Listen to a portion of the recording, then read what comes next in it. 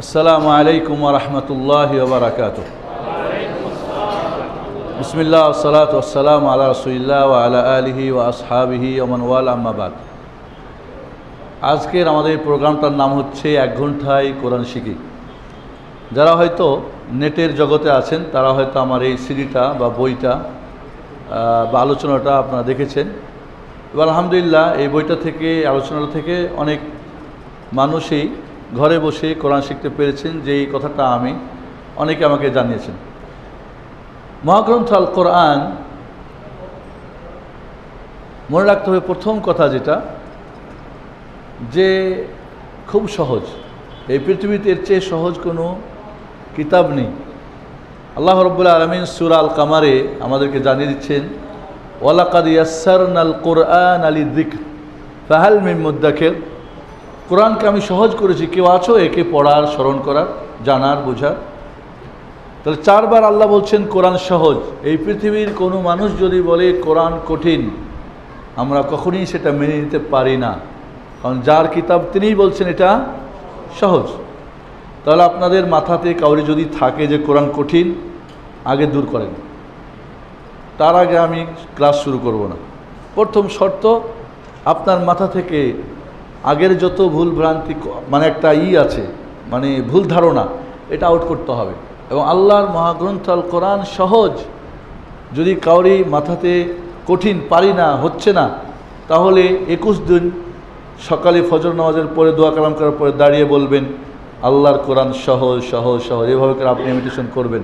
আপনার মাথা থেকে আগের ভুলটা ভেঙে গেলে এরপর আপনি কোরআন শিখতে পারবেন। কারণ ভয় থেকে গেলেই আপনি কোরআন শিখতে কঠিন হবে। মহাগ্রন্থ আল কোরআন আল্লাহ রাব্বুল আলামিনের পক্ষ থেকে আমাদের কাছে একটি মহা আমানত। এটা কি মহা আমানত? মেসেজ এগুলো আমাদের কাছে। তাহলে একটা আমানত যদি আপনার কাছে রাখি, কি করবেন? আপনি রাস্তায় রেখে দেবেন, মাঝে মাঝে দেখবেন না আছে কি না, হ্যাঁ? এবং আপনার ঘরে যত সম্ভব সন্দুকে এবং সবচেয়ে যেখানে রাখলে নিরাপদ সেখানে আপনি রাখবেন। এবং মাঝে মাঝে খবর নেবেন। ব্যাংকে টাকা রাখেন, কি করে ব্যাংকাররা? টাকাকে আপনাদের হেফাজত করার জন্য কত কিছু ওদের সিস্টেম আছে না নাই? তাহলে মহাগ্রন্থ আল কোরআন মহান রব্বুল আলামিনের পক্ষ থেকে আমানত। এই আমানত, এই কোরআনের দাবি পূরণ করার জন্য প্রতিটি মানুষের প্রতি 4টি কাজ জরুরি। কয়টা কাজ? 1 নম্বর, এই কোরআনকে বিশুদ্ধভাবে তেলাওয়াত শিখে নিয়মিত দৈনিক পাঠ করা। আমি কিন্তু যা বলবো জিজ্ঞেস করবো, কিন্তু কাকে জিজ্ঞেস করবো আমি জানি না। যাকে জিজ্ঞেস করবো তাকে বলতে হবে। এই সিরিয়াস নিয়ে এবং অ্যাটেনশন নিয়ে আমার সঙ্গে আপনার 2টি কান, 2টি চোখ আর দেমাগ এবং মনটা আমার সঙ্গে রাখবেন। 1 ঘন্টা ইনশাল্লাহ, আমি 1 ঘন্টায় শেষ করবো ইনশাল্লাহ। যদি আমার বোর্ড নাই বড় এবং প্রজেক্টর নাই, প্রজেক্টরের বোর্ড হলে আরও দ্রুত হতো ইনশাআল্লাহ। তারপরেও হয়তো কিছুটা আমি বেড়ে যেতে পারে। 1 নম্বর কি বলছি, কে বলবেন? আপনি বলেন। এরকম হলে হবে না, আমি জিজ্ঞেস করার সাথে বলতে হবে। 1 নম্বর হলো কোরআনের দাবি আমানত পূরণ করার জন্য 4টি কাজ জরুরি। কয়টা কাজ? 4টি। সবাই অংশগ্রহণ চাই আমি। আর কেউ ঘুমালে চিমটি কাটবেন, উঠাই দেবেন, দাঁড় করিয়ে দেবেন, ঠিক আছে? নাহলে কিন্তু আমি দাঁড় করাবো। বড় আর ছোট আমি কিন্তু কাউকে মাফ করবো না, মনে রাখবেন, বেয়াদবি মনে করবেন না, ঠিক আছে? কারণ এটা একটা ক্লাস। আর আপনি কোরআন শিখবেন, মহাগ্রন্থ আল কোরআন, আল্লাহর ঘরে বসে আল্লাহর কোরআন শিখবেন। এর চাইতে ভালো কাজ তো আর কিছু হতে পারে না। কাজে এই সময় আপনার জন্য ঘুম না ধরে, মনটা ডানে বামে যেন না যায়, প্লিজ আপনাদের মোবাইলগুলি সবাই সাইলেন্ট রাখবেন, নাহলে বেয়াদবি এটা আমাদের এই ক্লাসের সাথে, আমার সাথে না। 1 নম্বর কাজ হলো কোরআনের বিশুদ্ধ তেলাওয়াত শিখে নিয়মিত দৈনিক পাঠ করা। কে বলবেন? Thank you. পুরস্কার থাকা দরকার, প্রশিক্ষণ যখন প্রশিক্ষণ, যে ভালো পারবেন পুরস্কার দিতে হবে সাথে সাথে। 2 নম্বর কাজ, এই মহাগ্রন্থ আল কোরআনের সঠিক অর্থ এবং তাফসির জানা। 2 নম্বর কি? সঠিক অনুবাদ ও তাফসির জানা, কারণ বেঠিক দিয়ে ভরা আছে। 3 নম্বর, এই কোরআনের পড়া শিখেছেন, দৈনিক পড়েন, অর্থ শিখলেন, এবার আমল করা। 3 নম্বর কাজ কি? কোরআনের সঠিক আমল করা, কারণ বেঠিক আমল দিয়েও ভরা আছে দুনিয়া কোরআনের নাম দিয়ে, ঠিক না? 4 নম্বর কাজ, এই কোরআনের দাওয়াত ও তাবলীগ করা। এই কোরআনের দাওয়াত ও তাবলীগ করা, এই কোরআনের প্রচার করবেন, তাবলীগ, এবং এই কোরআনের দিকে মানুষকে আহ্বান করবেন। 4টি কাজ আবার আমরা রিভিশন করে নিই। 1 নম্বরে কোরআনের আমানত রক্ষার জন্যে এবং কোরআনের দাবি পূরণ করার জন্যে 4টি কাজ প্রতিটি লোকের উপর জরুরি। প্রতিটি নারী পুরুষ, ধনী গরিব, ছোট বড়, শিক্ষিত অশিক্ষিত, সবার জন্য কোরআনের এই 4টা দাবি ফরজ, জরুরি। 1 নম্বরে হলো কোরআনের বিশুদ্ধ তেলাওয়াত শিখে নিয়মিত পাঠ করা। 2 নম্বরে হলো, আমার সঙ্গে বলেন, 2 নম্বরে এই কোরআনের সঠিক অর্থ তফসির জানা। 3 নম্বরে এই কোরআনের সঠিক আমল করা। 4 নম্বরে এই কোরআনের দাওয়াত ও তাবলীগ করা। এর মানে এই 3টা ট্রান্সফার করা। যে পড়তে জানে না তাকে পড়া শেখানো, যিনি অর্থ জানে না তাকে অর্থ শেখানো, এবং যিনি এই কোরআনের আমল করে না তাদেরকে আমল করানো। এই হলো কোরআনের দাওয়াত ও তাবলীগ। বুঝে আসছে না? নাই এই 4টি কাজ। কে বলবেন? একজন থেকে আমি শুনতে চাই। আপনি বলেন। জি, আপনি মুরব্বী নাই যে আপনি? জি, দ্রুত বসে, দাঁড়ানো দরকার নেই। হ্যাঁ, এত দেরি হলে হবে না, হবে না। আপনি বলেন। দৈনিক পাঠ করা। 2 নম্বরে কোরআনের সঠিক অর্থ তফসির জানা। 3 নম্বরে কোরআনের সঠিক আমল করা। 4 নম্বরে কোরআনের দাওয়াত ও তাবলীগ। এর মানে আগের 3টা ট্রান্সফার করা। বুঝে আসছে আমাদের? এখন আমরা বসেছি কোরআন বিশুদ্ধ তেলাওয়াত শেখার জন্যে কি দরকার।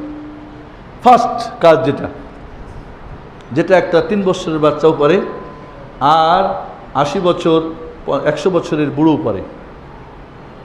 3 থেকে 80, 90, 100 মৃত্যুর আগ পর্যন্ত যে কেউ শিখতে পারে।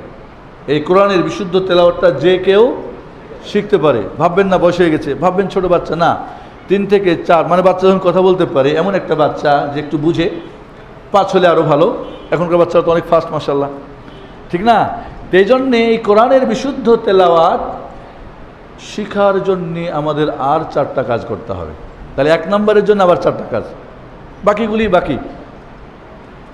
কোরআনের বিশুদ্ধ তেলাওয়াত শিখতে চান আপনারা? এখানে একটা ভূত আমাদের মাঝে কাজ করে, এটাকে বের করা দরকার। সেটা হলো, কোরআন বিশুদ্ধ তেলাওয়াত শিখার সঙ্গে তাজবিদের ব্যাকরণের কোনো সম্পর্ক নাই। মনে রাখবেন কথাটা। তাজবিদের যত বই আছে, ব্যাকরণ আছে, এর কোনো সম্পর্ক নাই।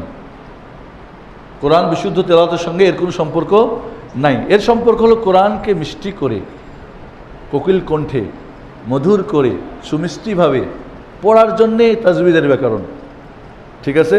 বাকি তাজবিদের যত ব্যাকরণ আমাদেরকে মাথায় চাপিয়ে দেওয়া হয়, এটা বিশুদ্ধ কোরআন তেলাওয়াত শিখার সঙ্গে এর কোনো সম্পর্ক নাই। কথা বুঝে আসছে? এবার তার আমরা, এই একটা ভুল ধারণা আমাদের মাঝে কোরআনকে কঠিন করে দেয় শিক্ষার ক্ষেত্রে, ঠিক আছে? কারণ এই ব্যাপারে প্রশ্ন থাকলে করবেন, প্রশ্ন উত্তর পর্ব আসলে। কোরআনকে বিশুদ্ধ তেলাওয়াত বলেন, আমরা একটা, আমার সঙ্গে বলেন, আমি কোরআনের বিশুদ্ধ তেলাওয়াত শিখিতে চাই। অবশ্যই চাই, অবশ্যই চাই। আমার সঙ্গে কিন্তু আপনারা একটু সিরিয়াস হবেন। সিরিয়াস না হলে কিন্তু হবে না। আমি বলবো, আপনি আর যাকে জিজ্ঞেস করবো আমার সাথে সাথে যেন বলতে পারেন, সময় নেবেন না, কারণ আমাদের এখানে সময় কিন্তু হচ্ছে, যোগ হচ্ছে। বিশুদ্ধ তেলাওয়াত শেখার জন্য 4টা কাজ। নাম্বার 1, 1 নম্বর হচ্ছে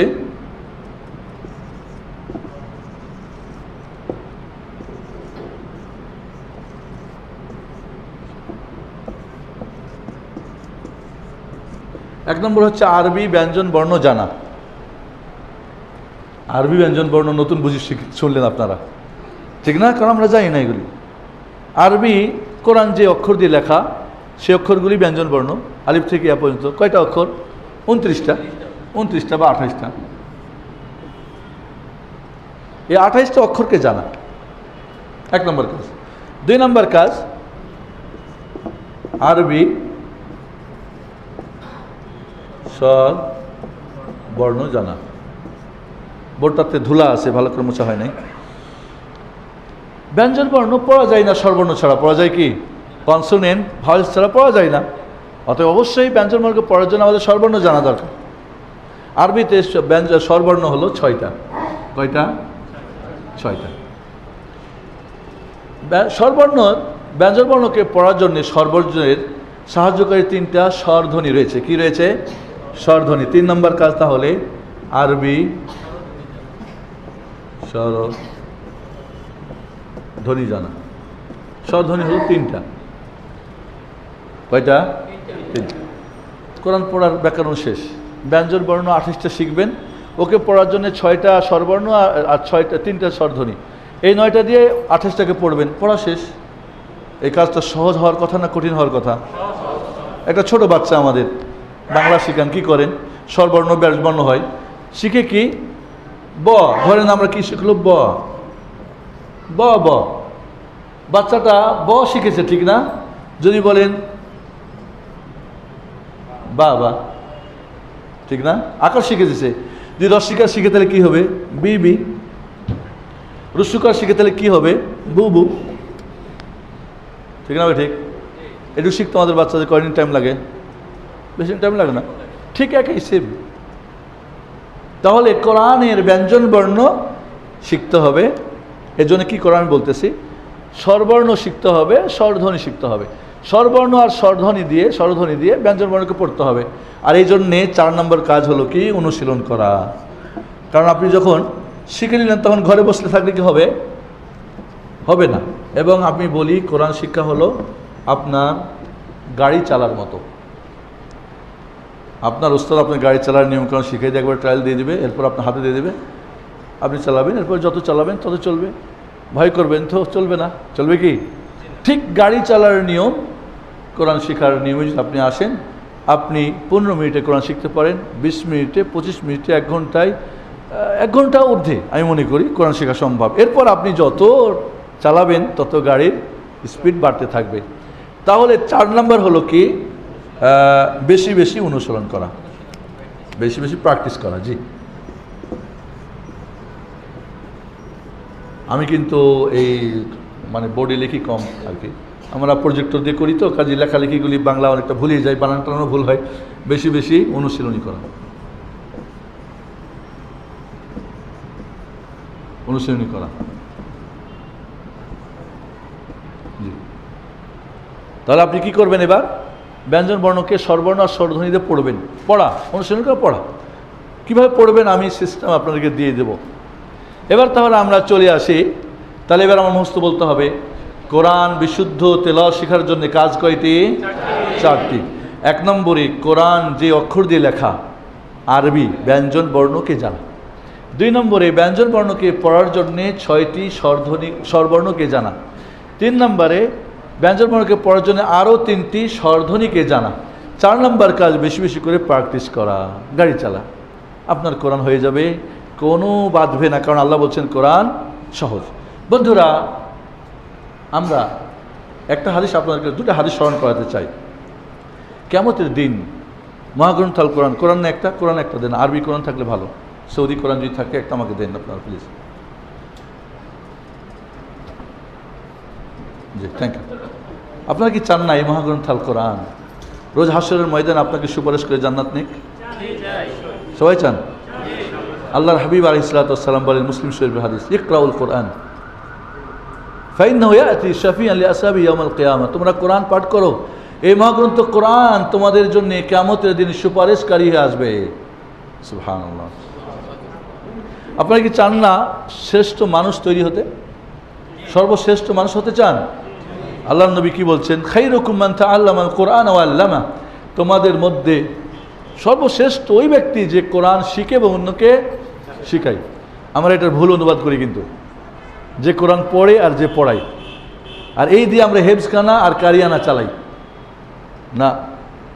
কোরআন যে শিখে তা আল্লামা, যে নিজে শিখে, ও আল্লামা অন্যকে শিখায়। আর এই কোরআনের তা আল্লামা ও আল্লামার জন্য এই যে 4টা কাজ বলেছি, 4টা জরুরি। তাহলে কিয়ামতের দিন কোরআন যদি বন্ধু হয়, ঠিক আছে, তাহলে সুপারিশকারী হবে বন্ধু। আর বন্ধু তখনই যার সঙ্গে এই 4টা কাজ যে করতে পারবে। শ্রেষ্ঠ মানুষ তখন হবে যে কোরআন শিখবেন, শিখাবেন, মানে নিজে শিখেছেন, অন্যকে আমল করিয়েছেন, এই 4টা কাজ যে ট্রান্সফার প্রথম বলেছি, এই হবে কোরআনের সর্বশ্রেষ্ঠ ব্যক্তি। শুধু কোরআন হেফজ করেছেন, অর্থ জানেন না, অর্থ জানেন, আমল করেন না, আমল করেন, তাবলীগ করেন না, দাওয়াত করেন না, কিয়ামতের দিন কোরআন আপনাদের সুপারিশ করবে সন্দেহ আছে। কোরআন আপনার বন্ধু না, কারণ বন্ধুর জন্যে, বন্ধুকে এখানে কেউ কিন্তু আপনার আমার বন্ধু না, কারণ বন্ধু যার সঙ্গে সবসময় দেখা হয়, সাক্ষাৎ হয়, যাওয়া হয়, আসা হয়, যার সঙ্গে সবসময় আপনার একটা কি সম্পর্ক থাকে। তাহলে বন্ধুরা এই কোরআন যদি আপনি বন্ধু বানাতে পারেন তাহলে সুপারিশকারী হবে। এই কোরআন শিখা এবং শিখানো, এর মানে 4টা কাজ যে বলেছি, করতে পারেন তাহলে সর্বশ্রেষ্ঠ ব্যক্তি হবেন। তাহলে হাফেজ সাহেব কিয়ামতের দিন যদি বলে কোরআন শিখেছি হবে না, পড়িয়েছেন, বাস প্রথম কাজটা করেছে, 1 নম্বরটা, বাকি 2nd, 3rd, 4th কই হয় নাই আপনার দ্বারা। এই জন্য বন্ধুরা আমরা অনেক সময় হাদিসের ভুল অর্থ লিখি, যে কোরআন পড়ে আর পড়াই না, যে কোরআন শিখে আর শিখায়। শিখার কথাটা অনেক ব্যাপক, আর পড়াটা শুধু পড়া আর পড়াই। আমি পড়াচ্ছি, কারি সাহেব, হাফেজ সাহেব, একটা পার্ট, আপনি একটা কাজ শুধু করেছেন। এই জন্যে বন্ধুরা, এখানে কি বোনরা আছে? হ্যাঁ আছেন, কারণ পর্দা দেখতেছি তাই বলতেছি। জি বোনরা, প্রিয় ভাই বোনরা, আসুন তাহলে আমরা কোরআনকে বিশুদ্ধ তেলাওয়াত শেখার জন্য 4টি কাজ। কে বলবেন? একজন বলতে হবে, দ্রুত। জি জি, বেশি বেশি অনুসরণ করা, থ্যাঙ্কস, ভেরি থ্যাঙ্কস। এইভাবে আমরা 4টা কাজ। এবার আমরা 1 নম্বরে চলে যাই। এবার কাজ কি আমাদের? 1 নম্বরটা, ব্যঞ্জন বর্ণকে শেখার জন্য আমাদের কাজ 3টা। কয়টা কাজ? 3টে, মাত্র 3টা কাজ। আপনারা কিন্তু একটার সঙ্গে করে দিবেন না, ভেজাল লাগাই দিবেন না। আমরা বলেছিলাম কোরআনের আমানত রক্ষার জন্য 4টি কাজ, ওটা মনে আছে তো?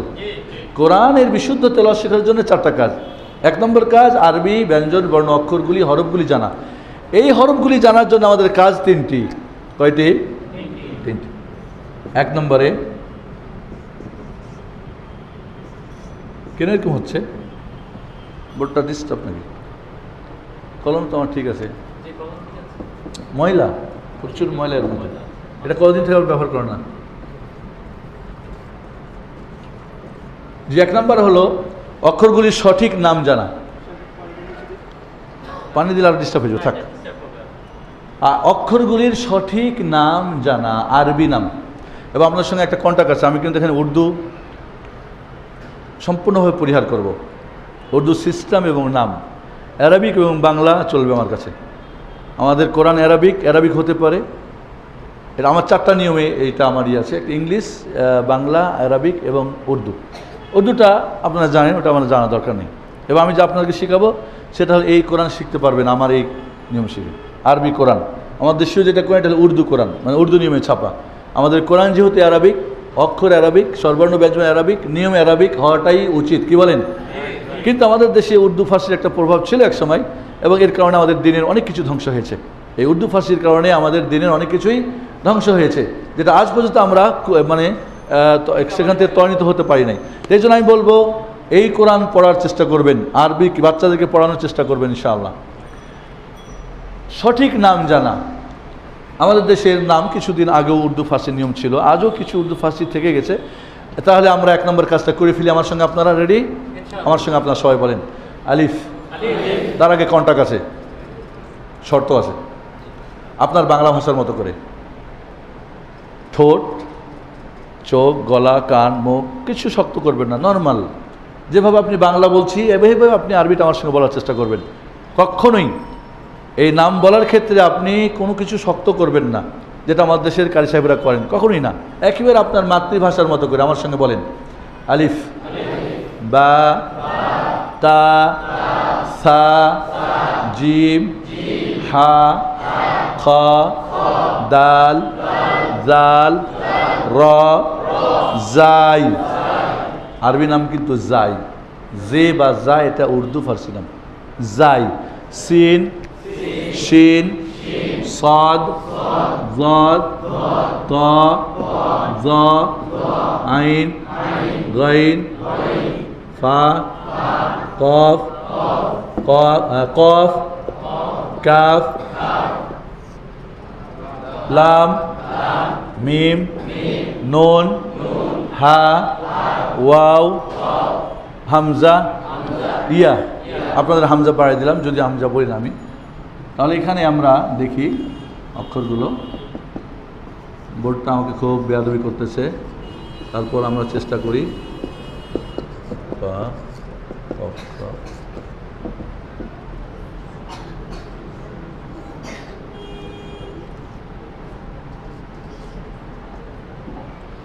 এই অক্ষরগুলি আমার কাছে দেখছেন, এই অক্ষরগুলি সঠিক না আপনাদেরকে আবার বলি, কারণ আমি একটু ব্যস্ত হয়ে গেছিলাম লিখতে।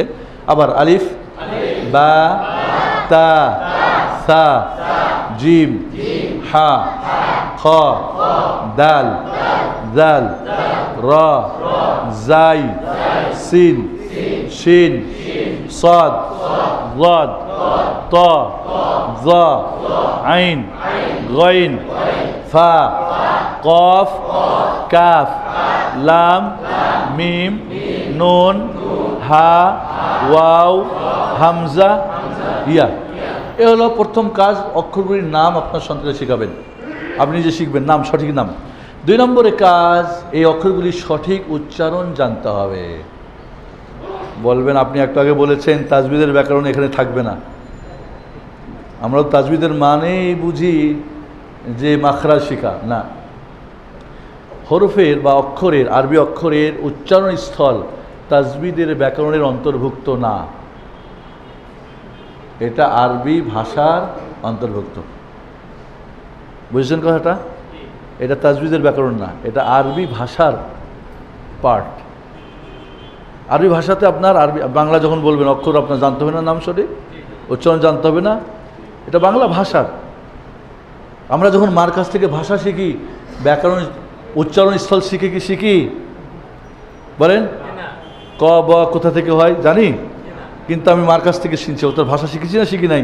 ব্যাকরণ শিখি নাই। তাহলে উচ্চারণটা, অক্ষরের উচ্চারণ ভাষার অংশ, এটা কার অংশ না? তাজবিদের অংশ না। ঠিক আছে? এই ভুলটা আমাদের থেকে বের করতে হবে যে তাজবিদের ব্যাকরণ কোরআন বিশুদ্ধ তেলাওয়াতের অন্তর্ভুক্ত না। তাহলে এবার আমরা উচ্চারণটার জন্য একটা উচ্চারণ শেখার 2টা পদ্ধতি। একটা পদ্ধতি হলো হরফের অক্ষরের মাখরাজগুলি জেনে এরপরে শেখা, কোথা থেকে হামজা, কোথা থেকে হা, কোথা থেকে গা, কোথা থেকে। আর একটা হলো শুনে। আমরা যখন বাংলা ভাষার অক্ষর শিখেছি, শুনে শিখেছি না ব্যাকরণ উচ্চারণ স্থল শিখেছি, জেনে শিখেছি? শুনে। তাহলে ভুল পদ্ধতি হলো মাখরাজ পড়ে তারপরে অক্ষরের উচ্চারণ শেখা, এটাও একটা ভুল, গলত। নিয়মটা কি? একটা পুরোটাই নিয়ম, উল্টো নিয়ম। সোজা নিয়ম হলো, সঠিক নিয়ম হলো অক্ষরের উচ্চারণ শেখার জন্যে যে অক্ষর ভালো বলতে পারেন তার মুখ থেকে শোনা এবং সেটাকে ফলো করা। এবার তাহলে আমরা অক্ষর উচ্চারণের জন্য, সঠিক উচ্চারণ শেখার জন্য আমার সঙ্গে আরেকবার বলি, বলেন সবাই, ঠিক আছে? আবারও কন্টাক্ট, গলা, মুখ, চোখ, ঠোঁট, কিছুই শক্ত করিবেন না, নর্মাল একেবারে বাংলা, একেবারে সহজ করে আমার সঙ্গে বলেন আপনারা। এবার উচ্চারণ শেখার জন্য একবার আমরা পড়ে নিই।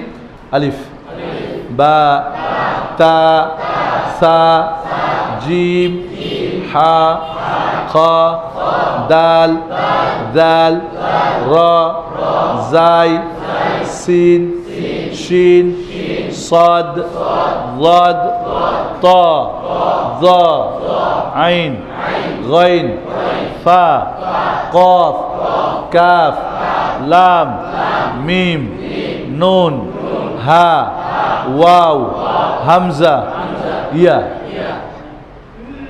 2 বার 4 বার 5 বার শুনেন। ছোট বাচ্চাকে নিয়ে আসেন, ও শিখবে 5 মিনিট, আপনি শিখবেন 5 মাসে, কারণ আপনি বাংলা দিয়ে অন্য দিয়ে গলাটা নষ্ট করে ফেলছেন।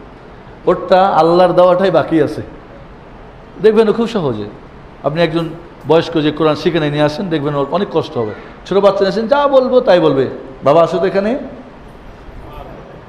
এখানে দাঁড়াও, আমার সঙ্গে তুমি বলবা, আমি বললে তুমি বলবা। বলো আলিফ, বা, তা, আমাকে দেখো, সা, জিম, হা, খ, দাল, জাল, র, জাই, সিন, শিন, صاد ضاد طا ظا عين غين فا قاف كاف لام ميم نون হা, ওয়াও, হামজা, ইয়া।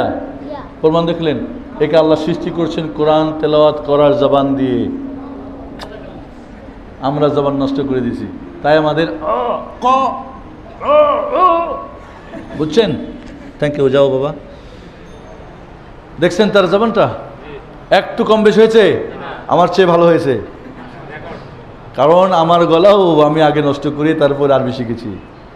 এই জন্য এই ছোট্ট বয়সেই কোরআনের তালিম দেবেন। কোনো হাফেজকারী কোনো মাখরাজ কিছু শেখার দরকার নেই।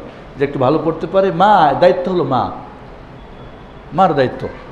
শোয়ার সময় পড়াবে বাবাকে, দেখবেন কোরআন পড়া শিখে ফেলছে, পড়তে হবে মার সঙ্গে, কোনো ওস্তাদ টিচার দরকার নেই। তাহলে বন্ধুরা, এই হলো 1 নম্বর কাজ, সঠিক নাম জানা। 2 নম্বর কাজ ছিল কি? সঠিক উচ্চারণ জানা। 2 নম্বর কাজ কি ছিল? সঠিক উচ্চারণ জানা। সঠিক উচ্চারণ জানা, জি। 3 নম্বর কাজ হলো পার্থক্য জানা। পার্থক্য জানা, অক্ষর যদি একটা একটা না হয়ে যায়, অনেকের জিম হা হয়ে যায়, অনেকের খা দাল ইয়ে হয়ে যায়, হা হয়ে যায়, হয় না? হয় না? বানুন হয়ে যায়, ইয়া তা হয়ে যায়, হয় না? হয় না? অক্ষর পার্থক্যর জন্যে বাংলা ভাষাতে আমাদের যা আছে এখানে তাই আছে। আপনারা খেয়াল করেন, অক্ষরগুলো 2 প্রকার, ঠিক না? অক্ষর পার্থক্য করবে 2টা জিনিস দিয়ে, একটা আকৃতি দিয়ে, আর একটা হলো কি একই আকৃতির হলে নোক্তা দিয়ে, ফোঁটা দিয়ে। আমরা খেয়াল করি, দেখেন এখানে এই অক্ষরগুলি একটা আরেকটার সঙ্গে মিল নাই, আছে কি? আকৃতি ভিন্ন। আজ ভিন্ন যখন, তখন কিন্তু একে পার্থক্য করার জন্যে আমরা বুঝতেই পারছি যে 2 জন 2 রকম তাল। Come here please. আমরা আরবি বলি তো ভুলে গেছি। দেখেন তো এই 2টা লোককে, সাইফুদ্দিন বিলাল, ইওর নেম সাদ। মসজিদ থেকে বের হয়ে কি চিনতে ভুল হবে? সাদ সাইফ হবে, সাইফ সাদ হবে না, কারণ আকৃতি ভিন্ন, ঠিক না? উনি ফর্সা, আমি কালো, ওনার দাড়ি ছোট, আমার দাড়ি লাল, ওনার রং ভিন্ন, সব পার্থক্য। তাহলে এখানে আকৃতি, থ্যাংক ইউ, আকৃতি ভিন্ন। আমাদের বাংলাতেও তাই। আমরা যদি বলি যে খণ্ডত, অনেশ্বর, ব, এরপরে ধরি আমার কি, দেখেন তো পার্থক্য না? পার্থক্য না? ভিন্ন, আকৃতি ভিন্ন। তাহলে বাচ্চার মাথায় দিতে হবে আপনার যে আকৃতি দিয়ে যে পার্থক্য, সেটা আমাকে চিহ্নিত করতে হবে। যদি একই আকৃতির হয় তাহলে ফোঁটা দিয়ে। বাংলাতে আছে না? বাংলাতেও আছে আমাদের, আছে না? নাই? আরবি তো সেম, একই নিয়ম। মানে বাংলা আলারা আরবি থেকেই চুরি করেছি, ঠিক না? বাংলা ভাষা যাই বলেন, যে কোনো পৃথিবীর ভাষা অবশ্যই ও আরবি থেকে এসেছে। তাহলে বন্ধুরা, এখানে আমরা দেখতে পাচ্ছি বা তা সা একই, বা তা সা একই। কীভাবে পার্থক্য করব? তা সা একটা হলে নুন, নিচে হলে 2টা ইয়া, তাহলে একই, কিন্তু আকৃতি কিন্তু পার্থক্য হচ্ছে ফোঁটা দিয়ে, ঠিক না? জিম হা খা, দেখেন আপনারা 3টা একই, উপরে হলে খা, নিচে হলে জিম, না হলে হা, ঠিক না? তাহলে একই আকৃতির হলে যমজ ভাই বোন, 2 বোন হয়, তো একজনের একটা ফোঁটা এখানে লাগায় আর একটা এটা লাগায়, কাউরি কপালে লাগায়, কাউরি এখানে লাগায়, মানে উপরটা ফাতেমা, নিচেরটা কে যায় না, হয় না এরকম? কিন্তু যদি আকৃতি ভিন্ন তাহলে তার পার্থক্য করার দরকার নেই। এভাবে আপনারা দেখেন আমার সঙ্গে, গোল মাথা 3টা অক্ষর আছে আমাদের। এই 3টা অক্ষর একই কিনা? উপরে ফোঁটা দিলে হয় ফা, উপরে 2টা দিলে হয় কফ, নিচে 2টা দিলে কি হয়? লা। গোল মাথা দেখেন তো কোনো অক্ষর আছে তার নিচে 2টা ফোঁটা? এর মানে আপনারা আমার পরীক্ষায় ফেল করছেন। একজন তো বলতেন যে না এটা অক্ষর না, এটা কোনো অক্ষর নাই, এখানে আছে কি? নাই। এর মানে এটা হচ্ছে ওয়াও। এটা কি? ওয়াও। তাহলে আমরা এখানে দেখতে পাচ্ছি পার্থক্যটা, আকৃতি একই হলে ফোঁটা দিয়ে, ঠিক না? আর আকৃতি ভিন্ন হলে তার রূপ দিয়েই পার্থক্য করা হচ্ছে। তাহলে আমরা শেষ করি, তাহলে ব্যঞ্জন বর্ণ শেখার জন্য কয়টি কাজ? 3টি। সঠিক নাম জানা, সঠিক উচ্চারণ জানা, সঠিক পার্থক্য জানা। পার্থক্য কয়টা কাজ? জিনিস দিয়ে 2টা, আকৃতি দিয়ে, আর যদি আকৃতি একই হয় রূপ, তাহলে ফোঁটা দিয়ে, নোক্তা দিয়ে, শেষ। আপনি যদি কোরআন, এবার আপনি কি করবেন? বাচ্চাকে কোরআন দেবেন, আপনি নিজে কোরআন ধরবেন। আপনি যখন ব্যঞ্জন বর্ণ শিখেছেন তখন আপনার কাজ এই না, আমার দেশে করে কি নুরানি পড়ে, অমুক পড়ে, তুমুক পড়ে, 6 মাস যায়, 1 বছর যায়, আম্মা পড়ে, এরপরে বলে কোরআন ধরবে। আপনি অলরেডি কোরআনের কতটুকু শিখেছেন জানেন? ব্যঞ্জন বর্ণ শেখা মানে কোরআনের 50% শিখে নেওয়া। আপনাকে এই পর্যন্ত 50% কোরআন পড়ার ব্যাকরণ শেখানো হয়ে গেছে। বলেন আলহামদুলিল্লাহ। কোরআন খোলেন, বিশেষ করে বড় কোরআন নেবেন, কোরআন খুলে নেবেন। কোরআন খুলে আপনার কাজ শুধু অক্ষর, কোনটা আলিফ কোনটা বা কোনটা বিজিম, একটা আয়াত দুটো আয়াত নিয়ে নেবেন, আপনি শুধু অক্ষর দেখবেন। এবং আপনাদের বলে দিই সূরা ফাতহের 29 নম্বর আয়াত, সূরা ফাতহের 29 নম্বর আয়াতটা পড়বেন। এর মধ্যে এই 29টা ব্যঞ্জন বর্ণ রয়েছে। সূরা ফাতহের এই 29 নম্বর আয়াতটা, ওমা মুহাম্মাদুন ইল্লা রাসূল, এই আয়াতটা পড়বেন। আর ওইখান থেকে একটা করে অক্ষর আলিফ প্রথমে নেবেন, কোথায় আলিফ আছে, কয় জায়গায় আছে লিখবেন, বা খোঁজ করেন লেখেন তা, এরপরে এইভাবে সিরিয়াল লিখে যদি বের করতে পারেন তাহলে আপনি 50% কোরআন অলরেডি পড়া শিখেছেন। আপনার ছেলেকে, ভাই ঘুমাচ্ছেন, প্লিজ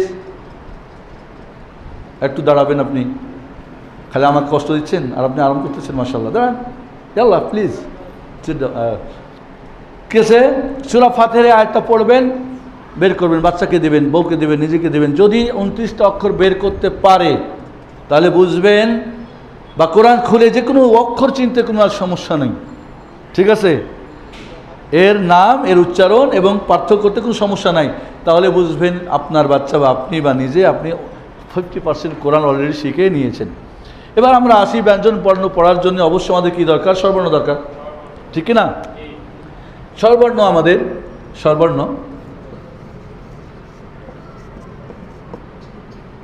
স্বরবর্ণ আমাদের দুই প্রকার।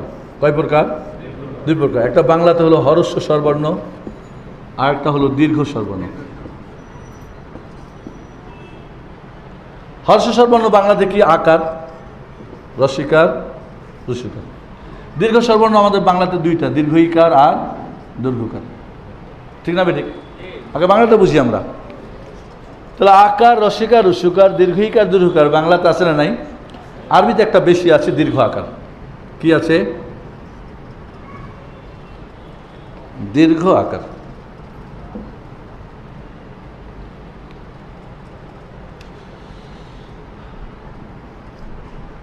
দীর্ঘ আকার মানে ডবল আকার। বাংলাতে কি দীর্ঘ আকার আছে? নাই। অতএব আমরা বানাই নিলাম কি? ডবল আকার।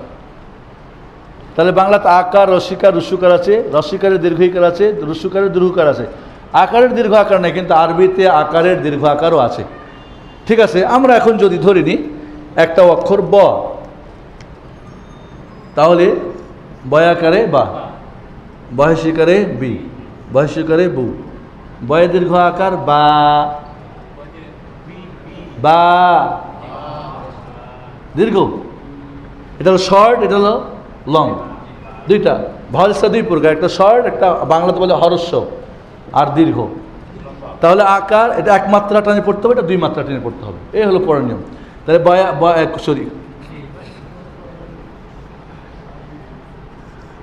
বয়া দীর্ঘ আকার বা, বয়া দীর্ঘিকার বি, বয়া দীর্ঘকার বু, বা বি বু, বা, আমার সঙ্গে বলেন, বা বি বু, বু, বা বি বু, ঠিক আছে। তাহলে এখানে আমরা এক মাত্রা টেনে পড়লাম এই হর্ষটা, আর দীর্ঘটা কি? দুই মাত্রা। সেম আমরা এখন করি কি? বা অক্ষর নিই, একটা অক্ষর নিলাম বা। আরবির আকারটা হবে কি? ওপরে একটা টান, বায়া আকার বা। উর্দু ফার্সি বললে কিন্তু পাকিস্তান পাঠিয়ে দেবো। আমি আগে বলছি উর্দু ফার্সি চলবে না, আরবি বলবে অথবা বাংলা। বাংলাতে আকার, আরবিতে বলে ফাতহা। বায়ের রস্বইকার বি, বায়ের রস্বইকার বু। তাহলে উপরে একটা টান হলে এর নাম আকার, আরবিতে ফাতহা। নিচে হলে রস্বইকার, আরবিতে বলে কাসরা। উপরে যদি গোল মাথা হয় তাহলে দম্মা, আরবি বাংলা হলো কি? রস্বইকার। তাহলে এবার বানান করেন তো, বায়া আকার বা, বায়ের রস্বইকার বি, বায়ের রস্বইকার বু, বা বি বু। সেম সেম কিনা? বাংলার সঙ্গে সেম। আমি মনে করি আকার, রস্বইকার, রস্বইকার তিন রকম, এটা তো একই প্রায় দেখতে। একটা বাচ্চা বা একজনকে বুঝতে অনেক সহজ হবে, কারণ কোরআন যেহেতু সহজ। তাহলে বায়া আকার বা, বলেন আমার সঙ্গে, বায়া আকার বা, বায়ের রস্বইকার বি, বায়ের রস্বইকার বু, বা বি বু। এবার আমরা করব কি? দীর্ঘ আকার বানাবো। আপনার বোর্ড যেহেতু ছোট, আপনারা কষ্ট করেন, আমিও কষ্ট করি।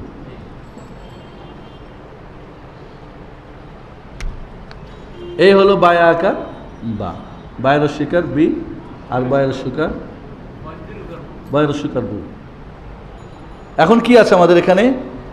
বায়া আকার বা, বায়ের শিকার বি, বায়ের শিকার বু, সেম সেম, ঠিক কিনা? এখন আমরা এটাকে দীর্ঘ স্বরবর্ণ বানাবো। হয়ে গেছে হর্ষ। কি বলবো? খুব সহজ। বাংলার কোনো ব্যাকরণ আছে কি? বাংলাতে রস্বীকার আর দীর্ঘইকারের কোনো ব্যাকরণ আছে? রস্যকার দীর্ঘকার। মনে করেন আমরা ধরি তীর আর তীর। তীর মানে হচ্ছে পাখি শিকার করার তীর, আর এই তীর মানে পাড়, নদীর তীরে। ধরি যে আমরা ধরি কুল, কুল মানে বড়ই, আর এই কুল মানে পাড়, নদীর কুলে রোদ এসেছে। তাহলে এরকম ব্যাকরণ আছে কোথায় দীর্ঘকার হবে আর কোথায় দীর্ঘিকার হবে? কোনো ব্যাকরণ নেই, মুখস্থ, বানান মুখস্থ রাখতে হবে আমাদের। আরবি এরকম কানা ভাষা না, ও যা আছে তার নামে কামে সব কিছু মিল থাকবে। এবং যদি আরবি সিস্টেমটা আপনারা শিখেন দেখবেন এত সহজ, আরবিটা এর চেয়ে আরও সহজ। আমি যেহেতু বাংলা, এই জন্য বাংলা শেখাচ্ছি। তাহলে কি করতে হবে? সোজা হিসাব, আকারের সঙ্গে একটা আলিফ যোগ হবে। বায়ে দীর্ঘ আকার বা, বলেন বায়ে দীর্ঘ আকার বা। যদি দীর্ঘিকার বানাতে চান একটা ইয়া যোগ হবে, বায়ে দীর্ঘিকার বি। যদি দীর্ঘকার বানাতে চান তাহলে একটা অ যোগ করেন, বায়ে দীর্ঘকার বু। চমৎকার ব্যাকরণ। কোনো অক্ষরে আকার ফাথা থাকলে আলিফ দীর্ঘ আকার, ইয়া থাকলে দীর্ঘিকার, অ থাকলে দীর্ঘকার। যেমন ধরি আমরা একটা শব্দ নিই আমরা,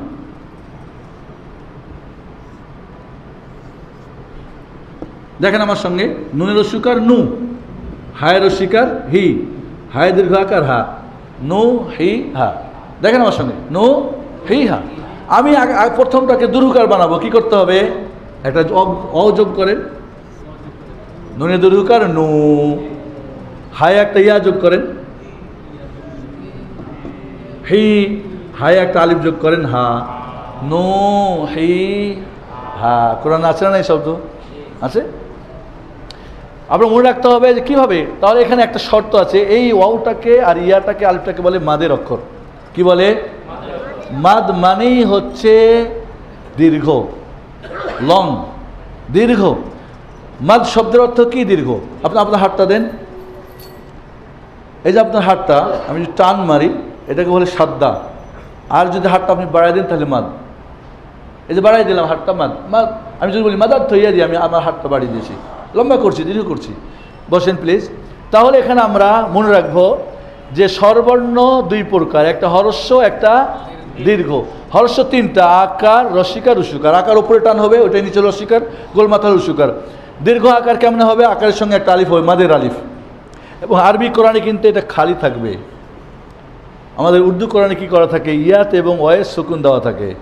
এটা গ্রামাটিক্যাল নিয়মে ভুল, আরবি নিয়মে ভুল, তবে উর্দু নিয়মে ঠিক আছে। আমি চাই না যে আমার আরবি কোরআন আমি উর্দু নিয়মে পড়ি, আমি চাই আরবি কোরআন আমি আরবি নিয়মে পড়তে চাই।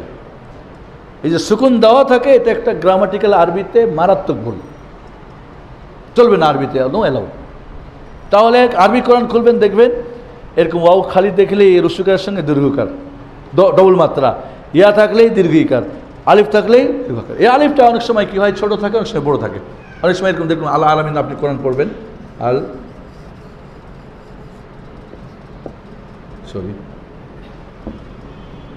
কলম এবং বোর্ড কিছুই আমাকে সাহায্য করতেছে না।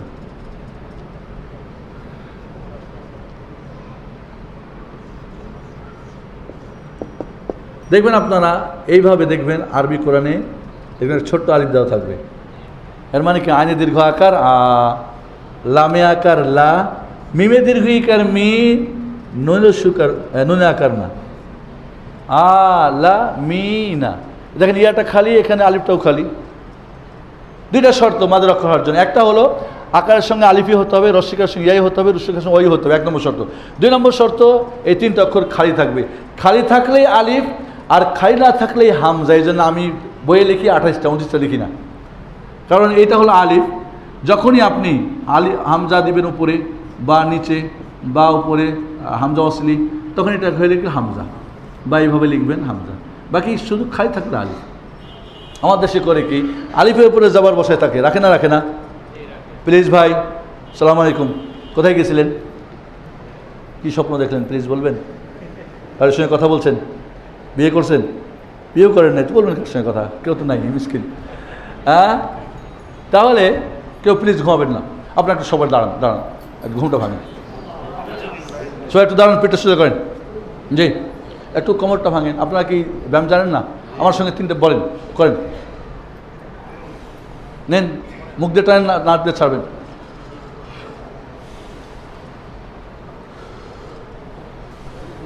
জি, এবার যার বসার ইচ্ছা বসেন, যার দাঁড়ার ইচ্ছা দাঁড়িয়ে থাকেন। তাহলে এখানে আমরা তাহলে যদি আপনি এই 3টা হর্ষ স্বরবর্ণ আর 3টা দীর্ঘ স্বরবর্ণ শিখে ফেলেন, তাহলে 10 আরও আপনি যোগ করেন, 20 নাম্বার আপনি আরও পেলেন। তাহলে কত হলো? 70 নাম্বার অলরেডি আপনি কোরআন পড়া শিখে ফেলেছেন। এবার কি করবেন? কোরআন খোলেন, বাচ্চাকে বলেন বাবা ফাতা কোনটা, আকার কোনটা বাইর করো তো, বলবে এইগুলি আকার, রস্বীকারের নিচের গুলি, রস্যকার গোল মাথা, পারবে না পারবে না। বাবা বাবা বাইর করো দীর্ঘ আকার, এই যে আলিফ আকারের সঙ্গে কোথায় কোথায়, বলেন সূরা ফাতা দেন, বলো কতগুলা দীর্ঘ আকার আছে বাইর করো, আকারের সঙ্গে আলিফ। দীর্ঘিকার কত আছে বাইর করো, দীর্ঘকার সূরা ফাতিহার 29 নম্বর আয়াতে সবগুলি অনুশীলন করবেন, 28 অক্ষর বের করবেন, ওখানেই স্বরবর্ণ স্বরধ্বনি। এই কোরআনের আয়াতটা একটা মুজিজা, যের মধ্যে কোরআন শিক্ষার সমস্ত ব্যাকরণের মাঝে রয়েছে। সূরা ফাতিহার একটা আয়াতের মাঝে যদি একটা আয়াত কেউ পড়তে শিখেন, কোরআনের যে কোনো জায়গা খুলে পড়তে পারবেন, আপনার কোনো সমস্যা হবে না। 30 পারা কোরআনের কোথাও আপনার ঠেকবে না, কারণ এর মধ্যেই সমস্ত ব্যাকরণ রয়েছে। আলহামদুলিল্লাহ। তাহলে সূরা ফাতিহা আপনি আকার তালাশ করবেন, রস্বীকার রস্যকার দীর্ঘ আকার দীর্ঘকার। এবার তাহলে আমরা আরও সামনে যাই।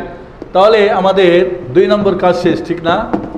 আরবি বিশুদ্ধ তেলাওয়াত শিখার জন্য 4টি কাজের প্রথম কাজ ব্যঞ্জন বর্ণ শেষ, দ্বিতীয় কাজ স্বরবর্ণ শিখা শেষ, 3 নম্বর হলো কি স্বরধ্বনি, স্বরধ্বনি। এবার আমাদের স্বরধ্বনি 3টা। স্বরধ্বনি কয়টা? স্বর, আপনাদের বোর্ডটা ময়লা, যাই হোক আলহামদুলিল্লাহ। স্বরধ্বনি 3টা। 1 নম্বরে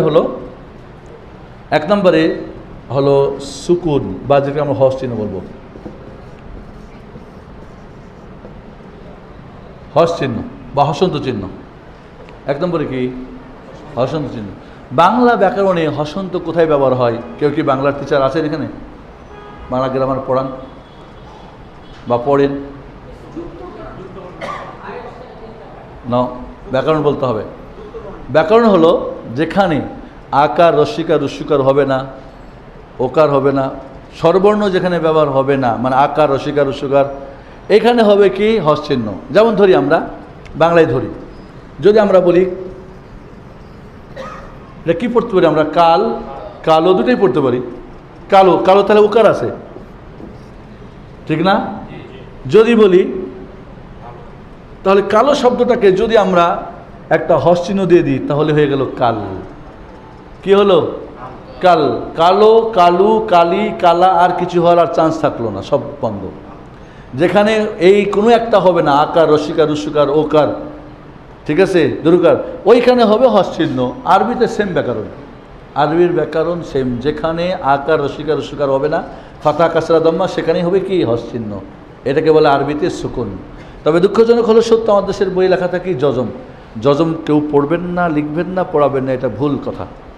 যজম ভিন্ন জিনিস, যজম না, যজম এই চিহ্ন ছাড়াও হতে পারে, চিহ্ন ছাড়াও হতে পারে। কাজেই মনে রাখতে হবে যে হস চিহ্ন আরবিতে আমাদের, আরবি কোরআনে দেওয়া থাকে হা অক্ষরের মাথার মতো করে। কীভাবে থাকে? হা অক্ষরটা আছে না, ওর মাথাটা। আমার দেশের কোরআনগুলিতে থাকে কি আপনার কমার মতো, ঠিক না? কোনো কোনো আরবি লেখাতে এভাবে উল্টা ভি লেখা থাকে। আর আমাদের দেখবেন আজকাল যে কম্পিউটার লেখা হয় এরকম গোল চিহ্ন থাকে, এই সবগুলোই হস চিহ্ন, সবগুলো কি হস চিহ্ন। এই হস চিহ্ন পড়ার নিয়ম হলো কি, আকের সঙ্গে মিলিয়ে পড়তে হবে, আগের সঙ্গে মিলিয়ে পড়তে হবে। ধরি আমরা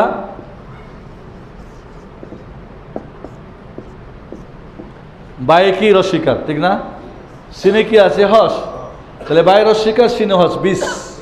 যদি বলি আমরা রস্যকার দিব, তাই বায়ে রস্যকার সিনে হস বুস। যদি বলি না আকার, বায়ে আকার সিনে হস বাস। এটা এর নিজস্ব কোনো ইয়ে না, ওকে আগেরটা দিয়ে মিলিয়ে পড়তে হবে। আকার হলে আকার দিয়ে, রস্বীকার হল রস্বীকার, আর রস্যকার হল রস্যকার। এ হলো হস চিহ্ন। তাহলে আপনি কোরআন খুলে নেবার এবং হস চিহ্ন কত জায়গায় আছে বের করেন, এখনও পড়া স্টার্ট করবেন না, কারণ আপনার প্রথম কাজ জেনে নেওয়া পার্টসগুলি কোথায় কি, এরপরে গাড়ি টান দেবেন, জেনে নিলে এরপরে টান, আর আগে না।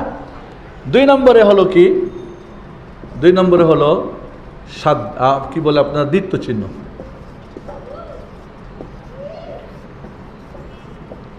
আমরা যদি একটা অক্ষরকে ডবল লিখতে হয় তাহলে কি করি, আমরা ডবল লিখতে হয়। যদি আম্মা ধরি আমরা, তাহলে আমরা সরিয়া মা আম্মা, যদি আব্বা আব্বা আবার কেউ রাগ করতে পারেন তাহলে আব্বাও লিখে দিই, ঠিক না?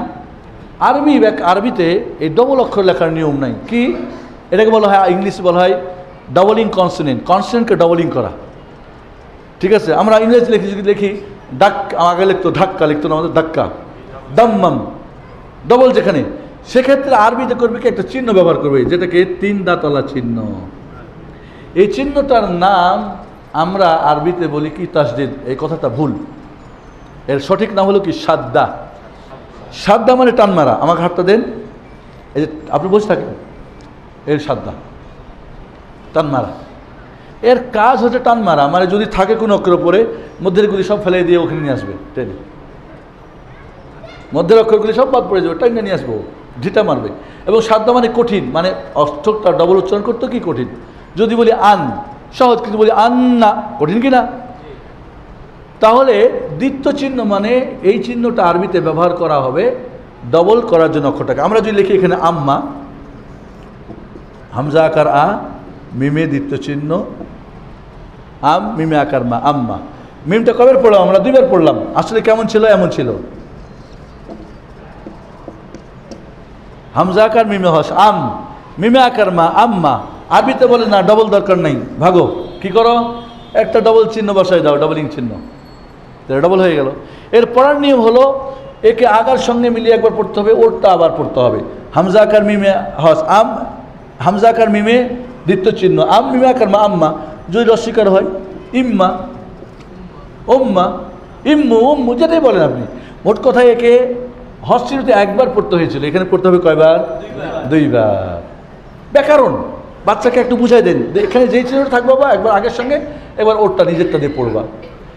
এই হলো আমাদের আপনার দ্বিত্ব চিহ্ন। 3 নম্বরে হলো তানবিন। 3 নম্বর কি? তানবিন। তানবিনের আমাদের বাংলাতে ডবল মানে অক্ষর লিখে করি, ওরা চিহ্ন দিয়ে, শকুন চিহ্ন, হস চিহ্ন আমাদের বাংলাতে আছে, তানবিন কিন্তু বাংলাতে টোটালি নাই। বাংলা ভাষায় কি তানবিন ব্যবহার আছে? নাই। তাহলে আমরা আসি এখানে আর একটু তানবিন। তানবিন কাকে বলা হয়? উর্দু বলছেন কিন্তু কন্ট্যাক্ট ছিল, উর্দু বলা যাবে না। 2 জম্মা, মাশাআল্লাহ, বা 2 আকার, 2 রস্বীকার, 2 রস্বীকার, উর্দু বলা যাবে না বলছি কিন্তু কিছুক্ষণের জন্যে, যেহেতু আমরা একটা বাংলা নিয়মে শিখতেছি। তানবিন বলা হয় নুন সাকিনকে। আমরা যে বলি 2 জবর 2 জের 2 পেশ, আমি বলতে পারবো উর্দু, কারণ আমি টিচার, আপনারা বললে কিন্তু এই যে নুন, ঠিক না? এই হস চিহ্ন দেন, এই হস চিহ্নওয়ালা নুনকে বলা হয় তানবিন। শিখেন এটা, অনেকে আমাদের দেশে বই এগুলি লেখা থাকে না। 2 জবর 2 জের 2 পেশ বা 2 ফাতা 2 কাসরা বা 2 জম্মা বা 2 আকার 2 রস্বীকার 2 রস্বীকার তানবিন বলা হয়। কথাটা গ্রামাটিক্যাল ভুল, বাকি বোঝার জন্যে, দেখার জন্যে আমরা দেখতে পাই 2টা, তাই বলি, ঠিক আছে। কিন্তু গ্রামাটিক্যাল তানবিন বলা হয় নুন সাকিনকে, হসযুক্ত নুনকে বলা হয় তানবিন। বলবেন আমাদের বুঝে আসলো না, বোঝার জন্য একটু সময় দেন আমাকে, মাত্র একটু সময় দেন, আপনাকে বুঝাই দিচ্ছি কেমন। ধরি আমরা এখানে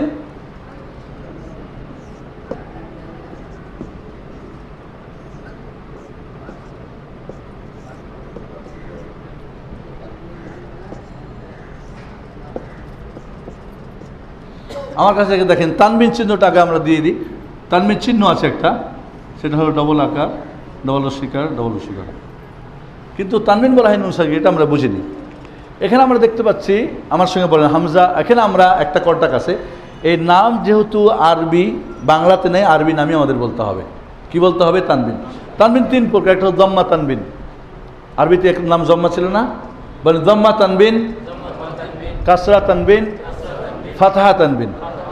অর্থাৎ কখনো রুস্বীকার দিয়ে তানবিনটা হবে নুন সাকিনটা, কখনো রস্বীকার দিয়ে নুন সাকিনটা হবে, কখনো আকার দিয়ে নুন সাকিনটা হবে। আসলে এটা ছিল কেমন আমার সঙ্গে খেয়াল করেন আপনারা। এই আবুনটা আসলে ছিল এরকম, আবিনটা ছিল এমন, আবানটা ছিল এমন। দেখেন তো নুন সাকিনটা আসে না নাই তিন জায়গাতে? আবান, আবুন, আবিন, আবান, তিন জায়গাতেই নুন সাকিন আছে না? এটা একেই বলা হয় নুন সাকিন, তানবিন। কিন্তু ও কিন্তু দেখতে পাবেন না। কি করা হয়েছে এখানে? ব্যাকরণ হলো এই, নুনটাকে বিলুপ্ত করে দিয়ে নুনের আগে রস্যুকার আছে, নুনের পরিবর্তে একটা রস্যুকার বসে দাও। তাহলে এটা হলো বায়ের, আর এটা হলো কি নুন সাকিনের পরিবর্তে। এইটাকে বিলুপ্ত করে দেন, তাই নুন আবিন, আবি হলো, নুন কই গেল? কয় ঠিক আছে, এখানে একটা কী করো, ওর পরিবর্তে কাসরা, যেহেতু তার আগের অক্ষরে কি কাসরা আছে, রসিকার আছে, কি করো এখানে বিলুপ্ত করে এখানে একটা, এই তাহলে মনে রাখতে হবে যেখানে তানবিন আপনারা বলছেন দুই, একটা অক্ষরের আগের অক্ষরে, আর একটা নুন সাকিনের পরিবর্তে। একটা কথা মনে রাখতে হবে, যখন ফাতা তানবিন হবে তখন একটা আলিফ যোগ হবে সবসময়, শুধু হামজাতে আর গোলতাই হবে না। তবে হামজা তো মাঝে মাঝে কোরআন আসবে, তবে গোলতা টোটালে আসবে না। এর ব্যাকরণ কিন্তু মনে রাখবেন, ওইভাবে পুরো কোরআন চলবে। তাহলে আমরা এখানে তিনটা পেলাম, কি স্বরধ্বনি তিনটা, হস চিহ্ন, দ্বিত্ব চিহ্ন এবং তানবিন চিহ্ন। তানবিন বলা হয় নুন সাকিনকে, কিন্তু নুন সাকিন দেখেন যখন আমরা বলছি আবুন, আবিন, আবান, নুন আসতেছে, আসে না আবান, কিন্তু ও লিখতে আসবে না। লিখতে কি করবে? ওর পরিবর্তে আগে দম্মা হলে দম্মা দিয়ে, মানে রস্যকার দিয়ে, রস্যিকার হলে রস্যিকার দিয়ে, আকার হলে আকার দিয়ে চেঞ্জ করে দেওয়া হবে। আমরা এবার গ্রামার শেষ, আমাদের গ্রামার কি শেষ। এবার আমি তাহলে পুরো ব্যাপারটাকে এবার আমরা রিভিশন করে নিই। কোরআন বিশুদ্ধ করে তেলাওয়াত শেখার জন্যে আমাদের ব্যাকরণ তিনটা। কয়টা ব্যাকরণ? তিনটা। প্রথমে ব্যঞ্জন বর্ণ 29টি বা 28টি জেনে নেওয়া। 28টা ব্যঞ্জন বর্ণ জানার জন্য কাজ ছিল তিনটা: সঠিক নাম জানা, সঠিক উচ্চারণ জানা, সঠিক পার্থক্য জানা। পার্থক্যের জন্য দুইটা জিনিস, একটা আকৃতি রূপ দিয়ে আর একটা ফোঁটা দিয়ে, যদি একই আকৃতির হয়। ব্যঞ্জন বর্ণ শেষ, 50 শেষ, 50 শেষ, ঠিক না? এ হলো 50। এবার স্বরবর্ণ দুই প্রকার, হরস্ব এবং দীর্ঘ, বা শর্ট বা লং। শর্ট তিনটা, আকার, রসিকার, রস্যকার, ফাতা, কাসরা, দম্মা। আর লং হলো তিনটা, দীর্ঘ আকার, দীর্ঘ ইকার, দীর্ঘকার। দীর্ঘ আকার বানাবের ব্যাকরণ কি? ফাতা আকারের সঙ্গে আলিফ যোগ হবে, মাদের আলিফ, ঠিক আছে। দীর্ঘিকার বানাবের ব্যাকরণ কি? রসিকারের সঙ্গে কি হবে? মাদের ইয়া যোগ হবে। আর দীর্ঘকার বানানোর জন্য রস্যকারের সঙ্গে মাদের ওয়াও যোগ হবে।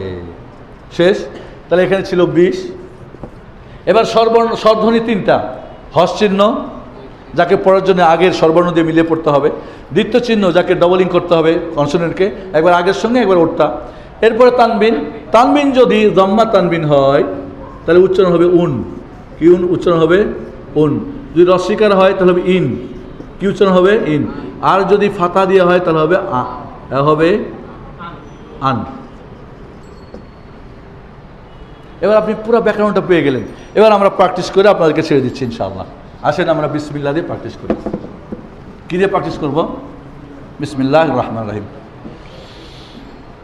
এবার ব্যাকরণগুলি কি আপনাদের বুঝে আসে সবার? আমাদের কাজ এবার আমি কিভাবে পড়বেন এবার আপনাকে আমি ধরে দিচ্ছি, আপনি আসেন।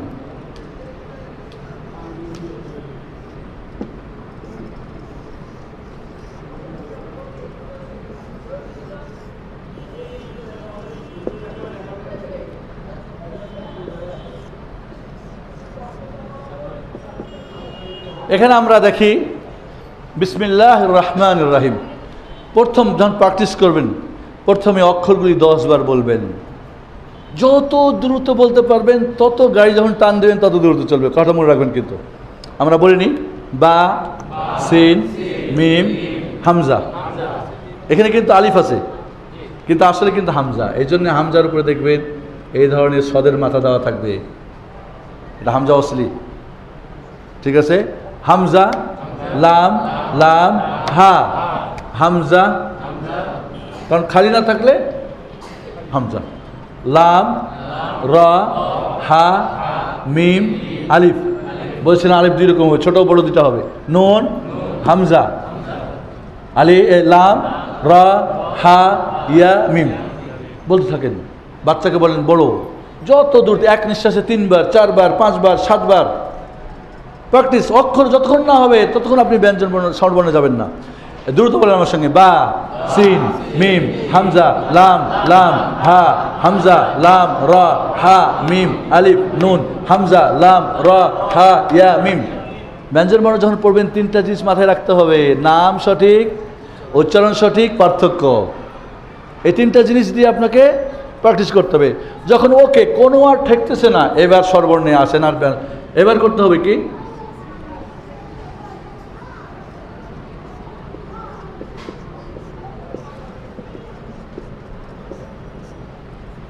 এবার আপনি স্বরবর্ণ আর স্বরধ্বনি প্র্যাকটিস করবেন। কি করবেন? স্বরবর্ণ আর স্বরধ্বনি। বায়ে রস্বীকার, সিনে হস, বলেন মিমে রস্বীকার, লামে দ্বিত্ব চিহ্ন আকার, আকার না, হায়ের অস্বীকার, রয়ে দ্বিত্ব চিহ্ন আকার, হায়ে হস, মিমে দীর্ঘ আকার। কেন? আকারের সঙ্গে আলিফ, মিমে দীর্ঘ আকার। নুনের অস্বীকার, রয়ে দ্বিত্ব চিহ্ন আকার, হায়ে দীর্ঘ ইকার। কেন দীর্ঘ ইকার? রস্বীকারের সঙ্গে মাদারিয়া, দেখেন খালিয়া। মিমের অস্বীকার বলতে থাকেন কমপক্ষে 10 বার। দ্রুত আমার সঙ্গে বলেন, বায়ের অস্বীকার, সিনেহাস, মিমের অস্বীকার, লামে দ্বিত্ব চিহ্ন আকার, হায়ের অস্বীকার, রয়ে দ্বিত্ব চিহ্ন আকার, হায়ে হাস, মিমে দীর্ঘ আকার, নুনের অস্বীকার, রয়ে দ্বিত্ব চিহ্ন আকার, হায়ে দীর্ঘ ইকার, মিমের অস্বীকার। যতক্ষণ মূর্খে ঠেকবে, আপনি এখানে যত দ্রুত বলবেন তত গাড়ি দ্রুত চলবে। কোরআন দ্রুত পড়তে পারে কেন? এগুলি তার জব্দ হয়ে গেছে। আরেকজন পারে না কেন? কারণ এটা হয় নাই তার। তাহলে পার্টসগুলি আপনাকে আগে ঠিক করে নিতে হবে। স্বরবর্ণ স্বরধ্বনিকে যত দ্রুত পড়তে পারেন। তাহলে ফার্স্ট স্টেপে আপনি অক্ষর বললেন, দ্বিতীয় স্টেপে স্বরবর্ণ স্বরধ্বনি, থার্ড স্টেপে আপনার কাজ হলো বানান করেন, এবার স্পেলিং করেন, এবার জড়েন গাড়ির। এবার কি করেন? এইগুলি পার্টসগুলিকে একটা একটার সঙ্গে জড়ান। আমার সঙ্গে করেন, বায়ের অস্বীকার, সিনে হস, বিশ। আমরা জেনেছি হস হলে আগের সঙ্গে পড়তে হবে, ব্যাকরণ মনে রাখতে হবে। বায়ের অস্বীকার, সিনে হস, বিশ। মিমের অস্বীকার, লামে দ্বিত্ব চিহ্ন, মিল। এবার একটা কথা মনে রাখবেন, ডান চোখ সোজা কোরআন যখন পড়বেন, ঠিক আছে? ডান দিক থেকে পড়বেন না, সোজা। আর বাম চোখ সবসময় শুধু হস চিহ্ন আর দ্বিতীয় চিহ্ন দেখার জন্য। বাম চোখের কাজ কি? হস আর দ্বিতীয় চিহ্ন, মানে সামনে। আর ডান চোখের কাজ কি? আকার, অস্বীকার, অস্বীকার, অক্ষর। মনে রাখবেন কিন্তু বাম, কারণ যখন গাড়ি চালান 2 চোখ দিয়ে, 1 চোখ দিয়ে, 2 চোখ দিয়ে, তাহলে আপনাকে 2 চোখ। বাম চোখের কাজই হলো হস চিহ্ন আর দ্বিতীয় চিহ্ন দেখার জন্য, কারণ সামনে মিলছে, লাগতেছে কিনা, মিলাতে হচ্ছে কিনা। আর এটা স্টেট। তাহলে আমরা যখনই তখনই বাম চোখ চলে আসছে কোথায়? এখানে, কারণ দ্বিতীয় চিহ্ন আছে, মিলাতে হবে। এবং দেখেন এখানে আলিফটা লামটা বাদ পড়ে গেছে, কারণ দ্বিতীয় মানে সাদ্দা মানে টান মারা, টান দিলে আসছে, তোরা বাদ। আমি যখন একজনকে টান মারি, মধ্যে এগুলি পড়ে যাবেন না, অমুর খেয়ে পড়ে যাবেন না, হামগুড়ি খেয়ে। তাহলে এখন দেখেন, বায়ের মিমের অস্বীকার, লামে দ্বিত্ব চিহ্ন, মিল, বিস মিল, লামে আকারলা, বিস মিল্লা। হায়ের অস্বীকার, রয় দ্বিত্ব চিহ্ন না, ওই যে বাম চোখ আপনার কাজ করে নেই, তাই যে বলছেন রয় হাস্যকার হি না। হায়ের অস্বীকার, রয় দ্বিত্ব চিহ্ন, হির, বিস মিল লা হির। সামনে চলেন, রয় আকার, হায়ে হস, রাহ, রাহ, হস চিহ্ন মানে থেমে দেওয়া, রাহা করবেন না, রাহ। যেখানে হস চিহ্ন আছে পরের অক্ষর আসা পর্যন্ত আপনার জিহ্বা যেখানে ঠেকবো ওখানে গিয়ে ধরে রাখবেন। অনেকে পড়ে না আলহামদু, আলহামদু না, আল, হা না আসা পর্যন্ত লাম ছাড়বেন না। হস চিহ্ন, কিন তু, কাল, কোন, কিন্তু কোন যদি বলি কোন, তাহলে কোন মানে কেউ। তাহলে আপনাকে বুঝতে হবে হস চিহ্নের বাংলার ব্যবহার, আরবি ব্যবহার সেম। চলেন তাহলে, রয় আকার, হায়ে হস, রাহ, মিমে দীর্ঘ আকার, মা, ট্রেনে নিতে হবে, রাহমা। নুনের অস্বীকার, রয় দ্বিত্ব চিহ্ন, নির, রাহ মা নির, রয় আকার, রা, হায়ে দীর্ঘিকার, হি, দীর্ঘি বানাই নেন, রাহি। মিমের অস্বীকার, me, Rahi me, Rahi me. এইভাবে বারবার বানান করেন। আবার বানান আসছে যত। বায়ের অস্বীকার, সিনেহাস, বিস। মিমের অস্বীকার, লামে দ্বিতীয় চিহ্ন, মিল। সবাই বিস মিল, লামে আকার, লা, বিসমিল্লাহ। হায়ের অস্বীকার, রয় দ্বিতীয় চিহ্ন, হির, বিসমিল্লাহির।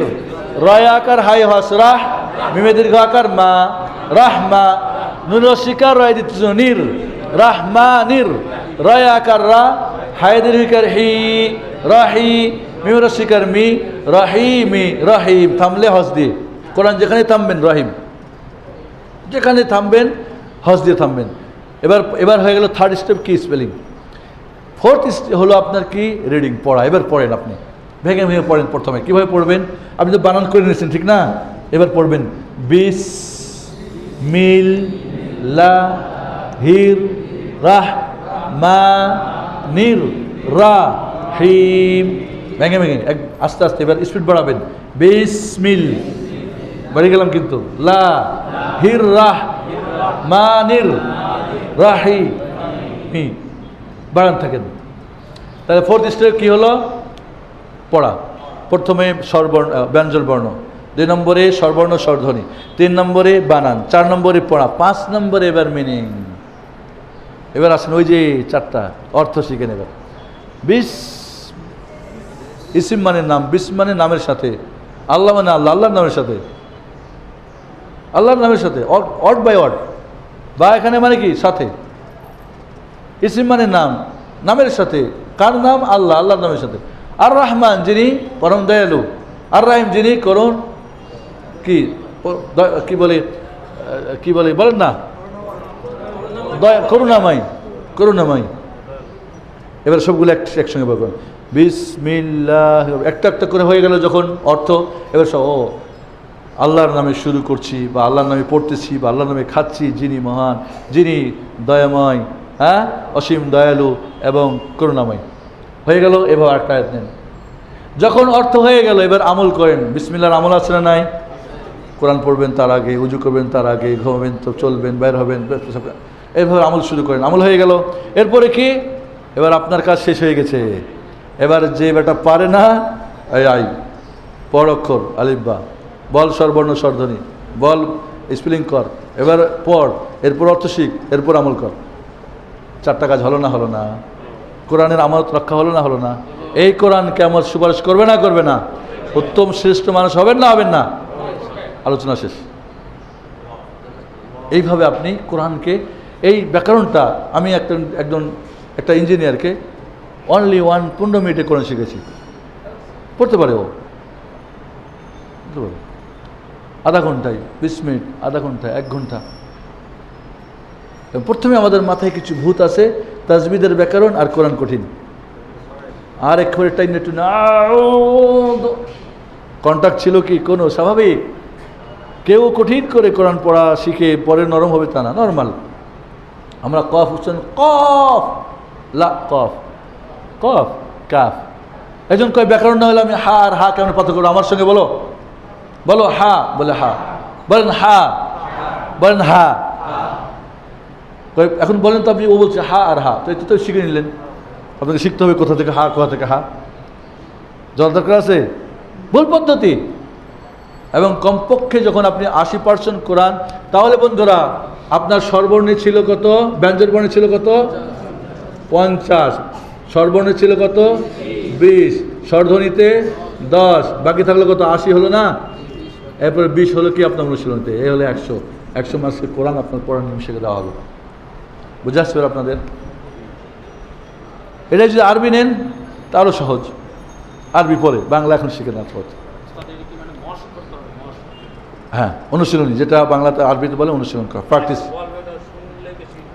একজন যে এই বাচ্চাটা দেখলেন না, আমি বললাম ও বললো, এটা হলো শিক্ষার পদ্ধতি। যে ও করে ওর কাছে খবরদার যাবেন না, খবরদার ওই কারি হাফেজের কাছে যাবেন না। যেই কারি হাফেজ নর্মাল পড়াতে পারে নিজে, ওর কাছে যাবেন, নাহলে ও তো আপনার গলা ফাটাই দেবে। আমাদের কারি সাহেব ঠাইছে তো বলো হা, ও জীবন গেল। একজনের তো একদিন দম বন্ধ হয়ে গেছে। এবার বল হা, পারে না, কয় হা। বাংলাতে তো হা, হা বাংলাতে কণ্ঠনালীর অক্ষর নাই, আছে? কাজে আমাদের কষ্ট হয়, কণ্ঠনালীর অক্ষর বাংলাতে নাই। আমি যদি বলি বাংলাতে, মনে করেন আবদুল্লাহ লিখিত, বলবো আবদুল্লাহ, আবদুল্লাহ, এখানে তো নাই। কিন্তু আরবিতে আবদুল্লাহ, বাংলাতে তো নাই। কাজে আমরা বলি আবদুল্লাহ, তো ওর জন্য তো কঠিন হবেই। তো এই জন্যে প্র্যাকটিসের ক্ষেত্রে মনে রাখতে হবে, যিনি নর্মালভাবে উনি ভালো, উচ্চারণ করতে উনি কষ্ট করেন না এবং নর্মাল বলতে পারেন আলিফ বা। আরবিতে দুইভাবে অক্ষরগুলোর নাম বলা যায়, একটা বলে দিই, আলিফ বা তা সা অক্ষর করে, আরেকটা হলো একসঙ্গে আলিফুন বা উন তা উন সা সা উন জিমুন হা উন খা খা উন দালুন, এইভাবে রাউন জাই জায়ুন সিনুন শিনুন সাদুন যাদ যাদুন তাউন যাউন আইন আইনুন গাইনুন ফাউন কাফুন কাফুন লামুন মিমুন নুন নুনুন হাউন ওয়াউন ইয়াও ইয়া, দুইভাবে পড়া যায়। ঠিক আছে, কারো কোনো প্রশ্ন আছে? জি, আমরা মোটামুটি 1 ঘন্টা মনে হয় 5 মিনিট বাড়ছে, তবে আমরা আনুষ্ঠানিক ডানে বামে গেছি, এটা আপনাদের বোর্ড এবং সাপোর্ট করে না, এই জন্য 5 মিনিট আপনাদের পক্ষ থেকে, আমার পক্ষ থেকে না। জি, এগুলি সব ভুলে যান এখন, কোরআন যদি পড়তে পারেন তারপরে। বলছিলাম যখন আপনি কোরআন 80% পড়া শিখবেন, এরপরে আপনি কলকলা মালমালা মাদমাদ এগুলি শিখবেন, তার আগে না। কেউ যদি মনে করেন, ধরেন আপনাদেরকে শেখাই, কারণ আপনারা মনে করবেন আরে এগুলো তো ওয়াজিব গুন্না ওয়াজিব মত তত এগুলো আছে না বই লেখা, এগুলি কি আল্লাহ নবীর যুগে ছিল? ছিলই বই, কোথেকে ওয়াজিব পাইছেন আপনি? এই যে বিভিন্ন চিহ্ন কোরআনে ব্যবহার, কেউ যদি না ব্যবহার করে, না বুঝে, কোনো সমস্যা নেই। আছে না, লাম লেখা থাকলে থামা যাবে না, আছে না, জামিম থাকলে লাজেম, মাফি লাজেম, কে লাজেম করছে? আল্লাহ রসুল, কে আপনি লাজেম করার? হ্যাঁ, এটা ব্যাকরণগত, কারণ এটা সুরের ব্যাপার। আপনি যখন বলবেন, এখানে আমার কাছে আসেন, বলেন আমার সঙ্গে, বিস মিল লা হির রাহমানির রাহিম। কেউ যদি পড়ে বিসমিল্লাহির রহমানির রহিম, বিশুদ্ধ তেলাওয়াত। এবার সুর, বিসমিল্লাহির রহমানির রহিম, এ হলো তাজবিদ। এটুক করা জরুরি না, কোরআনকে মিষ্টি করে পড়া মুস্তাহাব, সুন্নাহ, উত্তম। বাকি বিশুদ্ধ করার জন্যে ব্যাস স্বরবর্ণ ব্যঞ্জন বর্ণ স্বরধ্বনি, ব্যাস এটি হলো বিশুদ্ধের জন্য শর্ত।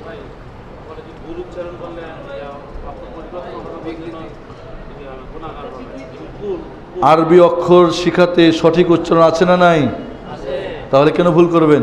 প্রথমে তো ওটা মীমাংসা হয়ে গেছে, কোরআন পড়ে শিখে তারপরে তাই শিখবেন অক্ষর উচ্চারণ। প্রথম দিনই তো উচ্চারণ শিখতে হবে, প্রথম দিনই তো আপনার উচ্চারণ শিখতে হবে। যখনই আপনি আলিফ বলবেন বা বলবেন, তখনই কোরআন পড়ে শিখে পড়ে বলে তাজবিদ পড়ে, কিসে তাজবিদ পড়ে? মাখরাজ পড়ে। মাখরাজ তো প্রথম দিনের কাজ, মাখরাজ প্রথম দিনের কাজ না, তো আপনি পড়বেন 20 বছর পরে, এটা কে বলছে আপনাকে? বুঝে আসছে কথা? জি ভাইয়া।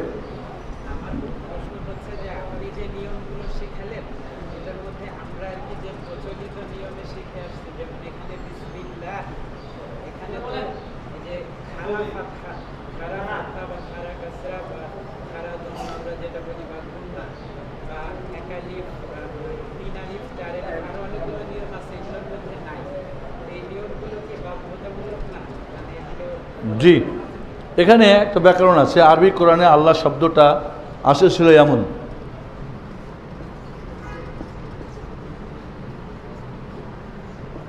আল্লাহু, এখানে একটা আলিফ ছিল, তাহলে লামে দীর্ঘ আকার লা হবে, ঠিক না?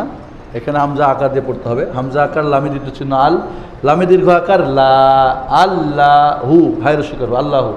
আরবি কোরআনে আল্লাহু শব্দটা, এই আলিফটাকে সবসময় উজ্জ্ব করা হবে, লিখতে আসবে না পড়তে আসবে। আপনারা কোরআনআলো.com-এ যাবেন বা বাংলা ইসলাম গেটে যাবেন, আপনারা আমার বই পাবেন, শিক্ষক ছাড়া কোরআন শিক্ষা সহজ পদ্ধতি, বা শিশু ও বয়স্কদের কোরআন শিক্ষা সহজ পদ্ধতি, এই ব্যাকরণগুলি দেওয়া আছে। যা লিখতে আসে না পড়তে আসে, এখানে আলিফ লিখতে আসে না পড়তে, আল্লাহু পড়তে হবে, এটা নিয়ম, একটা ব্যাকরণ, এটা আল্লাহ শব্দের একটা ব্যাকরণ। আমাদের দেশে করে কি, খাড়া জাবার দিয়ে রাখে, খাড়া জাবার উর্দু ফার্সির নিয়ম, এটা আরবি নিয়মে আসে না, নাই, কারণ খাড়া। আবার একজনকে আমি পড়া কয়, আমি উর্দু নিয়মে পড়ছি, তো পড়ো দেখি, কয় দুই জাবার কি বলছে, আলিফ 2 জাবার আন, আমি ওটা 2 তো বাংলা হয়ে গেল, উর্দু কেমন হলো তোমার? বাংলা উর্দু হয়ে গেল, আমাদের সে তাই করে না। কয় হামজা খাড়াজের ই, খাড়া তো হয় না বেটা, যে যদি খাড়ি হবে, উর্দু বলে খাড়ি, খাড়া আর খাড়ি বুঝি না, আবার উর্দু নিয়ে একটা আড়াড়ি করি, ওটা খাড়ি জের, উর্দুতে খাড়া জের হয় না, খাড়া জের, খাড়ি, এটা ফ্যামিল, মেল না ফ্যামিল। তাহলে কিছু ব্যাপার আছে, উর্দু ফার্সি মিক্স করে আমাদেরটা চলে। যাই হোক, আমি বলছি না এইভাবে কোরআন শিখিনি, আমরা শিখছি উর্দু নিয়ম আমরা, আলহামদুলিল্লাহ। কাজে আপনি যেটা বলছেন যে তাজবিদের যে ব্যাকরণ, 4 আলেফ 5 আলেফ কলকলা, ওই যেগুলি জরুরি না। কেউ যদি কলকলা না করে মিনিং চেঞ্জ হবে? হবে না। সৌন্দর্যের গানের সুর আছে না, গানের একটা সুর আছে না, ওজন আছে, একটা মাপ আছে, ওই মাপে গাইলে গানটা সুন্দর হবে। আর যদি আপনার মতো করে গান, তো এটা হবে না, ঠিক আছে না? তো কোরআনের এরকম পড়ার নিয়ম ওলামারা করেছেন, তাজবিদের ব্যাকরণ, যে সুন্দর করে আল্লাহ বলছে মাল্লাম কোরআন না, যে কোরআনকে মিষ্টি করে পড়া সে আমাদের না। এটা কি ফরজ, ওয়াজিব? না, এটা মুস্তাহাব। তাহলে মিষ্টি করে পড়া। আমি যদি পড়ি যদি আমি এইভাবে পড়ি বিসমিল্লাহির রহমানির রহিম আলহামদুলিল্লাহি রাব্বিল আলামিন আর রহমানির রহিম মালিকি ইয়াউমিদ্দিন ইয়াকা না'বুদু ওয়া ইয়াকা নাস্তাঈন, হয়ে গেল পড়া, বিশুদ্ধ তেলাওয়াত। কিন্তু আপনি এবার মিষ্টি করে পড়বেন বিসমিল্লাহির রহমানির রহিম, মজা লাগতেছে না? আলহামদুলিল্লাহি রাব্বিল আলামিন, মধ্যে আরজিল সেকেন্ড টান দিলেন, আলামিন দীর্ঘিকার করলি শেষ, কিন্তু আপনি এবার মধ্যে আরজিল সেকেন্ড টান দিলেন, কারণ টান না দিলে মিষ্টি হবে না। আর রহমানির রহিম মালিকি ইয়াউমিদ্দিন, জানেন ইয়াকা না'বুদু ওয়া ইয়াকা নাস্তাঈন ইহদিনাস সিরাতাল মুস্তাকিম সিরাতাল লাযীনা আন'আমতা আলাইহিম গায়রিল মাগদুবি আলাইহিম ওয়ালাদ-দাল্লিন। টানলেন, সুর হলো, কিন্তু কেউ বলে ওয়ালাদ-দাল্লিন, ব্যাস শেষ। এটুকুই, দীর্ঘ আকার দীর্ঘিকার হলে শেষ। বিশুদ্ধ হওয়ার জন্য এটুকুই যথেষ্ট। বাকি আপনি সিত্তা হারাকাত, 6 হারকাত বা 3 আলিফ, মধ্যে লাজিম, লিফ, মুস্তাক, লাজিম, লাজিম একটা ব্যাকরণ, কারণ মিষ্টির জন্যে লাজিম, কিন্তু বিশুদ্ধের জন্য লাজিম না। কথাটা বুঝেছেন? কথাটা তাহলে বিশুদ্ধ একটা জিনিস, আর একটা হলো কি সুর, মিষ্টি আর একটা জিনিস, দুইটার মধ্যে পার্থক্য জানতে হবে। তাজবিদের যত ব্যাকরণ সবগুলি কোরআনকে মিষ্টি করে পড়ার জন্য। জি, আমাদের দেশে মনে করেন নুনে, আমাদের দেশে নুনে আর মিমে যদি তাসদিদ হয় গুন্না করা ওয়াজিব, বলে না? বলে না, ওয়াজিব না।